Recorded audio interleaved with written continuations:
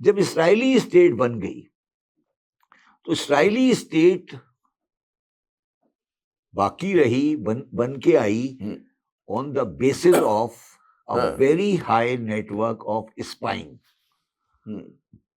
which is a part or almost a religion of the Israeli Zionist, which is called Mossad. ٹھیک ہے، وہ Mossad تھا.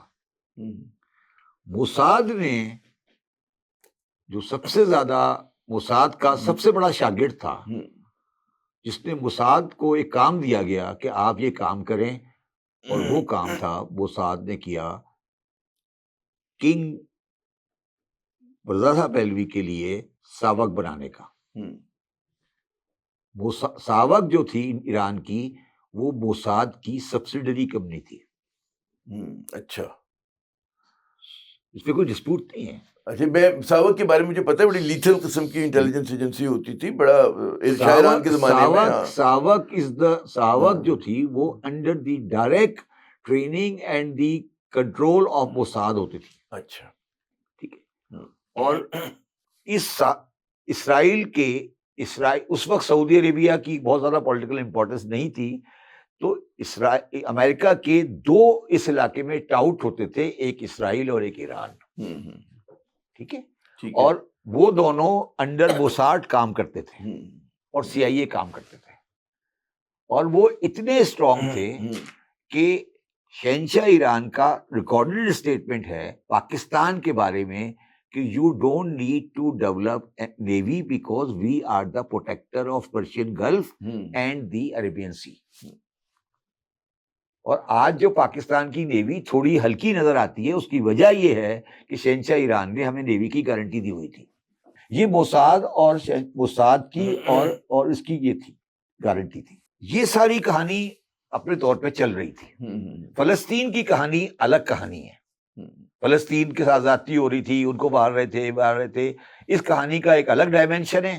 اور وہ سینگ پھنسائے ہوئے تھے بعض ہمارے عرب ممالک نے 67 کی جنگ لڑی انہوں نے. وہ ان کے اپنے نیشنل ایشوز تھے. سینگ پھنسایا ہوتا وہ سینگ. اچھا، ان دونوں نے اگر آپ غور کریں سینگ انہوں نے سیدھے کر لی ہے. جارڈن کا بھی ایگریمنٹ ہو گیا اور وہ ایجپٹ کا بھی ایگریمنٹ. انہیں کوئی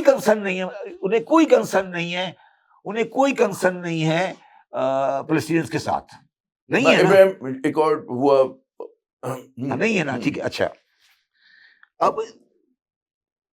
اب جو میں آپ سے بات کہنے چاہ رہا ہوں نا، وہ آپ اس کو غور کریں. جو اسرائیل ہے اس کا سوری ہاں اب اس کو آگے چلے. 1979 آ گیا. ہاں، کہ ایران میں انقلاب آ جاتا ہے. ایران میں انقلاب کیوں آیا، یہ آپ لوگ اگر سمجھ جائیں نا تو آپ کو آج کی جنگ سمجھ آ جائے گی. آپ کے خیال میں کیوں آیا؟ 2-3 وجوہات تھیں، بتائیں. ہے نا. ایک تو مطلب ہے کہ ایلیٹ جو تھی بہت زیادہ جدیدیت کا شکار تھی، پرو ویسٹ سمجھا جاتا تھا، غربت بہت بڑھ چکی تھی. تو زمانے کے جو لبرل تھے، لیفٹسٹ تھے، مولوی تھے، سب جو تھے شاہ کو کیونکہ سمجھتے تھے کہ ہی از اے ٹاؤٹ آف امریکنز، وہ سارے کے سارے انہوں نے متحدہ محاذ بنایا، ان کے خلاف انقلاب برپا کیا. اس میں سارے لوگ تھے، سیکولر بھی تھے اور لبرل بھی تھے اور مولوی بھی تھے، مذہب پسند بھی تھے.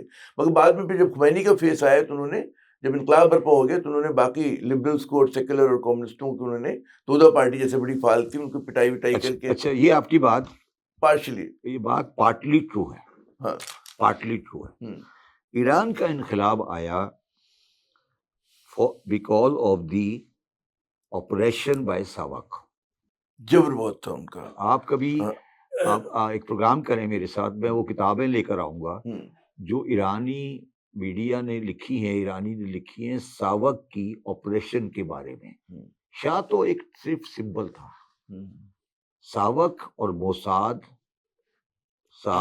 موساد ایران میں ہیومن رائٹس کے ایشو پہ اور میٹر میں اتنے ڈیپ چلے گئے تھے کہ آپ عام آدمی اس کو امیجن ہی نہیں کر سکتا. اور آج بھی، ابھی میں آپ کے آگے پروگرام بتاؤں گا، آج بھی سپریم لیڈر کی مرڈر کی وجہ ساوک اور موساد کی کانسپریسی ہے. سب کو پتا ہے کہ یہ جو اسپائنگ ہوئی ہے وہ ساوک نے کرائی ہے اور موساد نے کرائی ہے. تو ایران میں ریولوشن کا کوئی تعلق خمینی صاحب کی ذات سے نہیں ہے. ساوک نے مروایا تھا علی شریعتی کو پیرس میں. For more updates, subscribe now and press bell icon.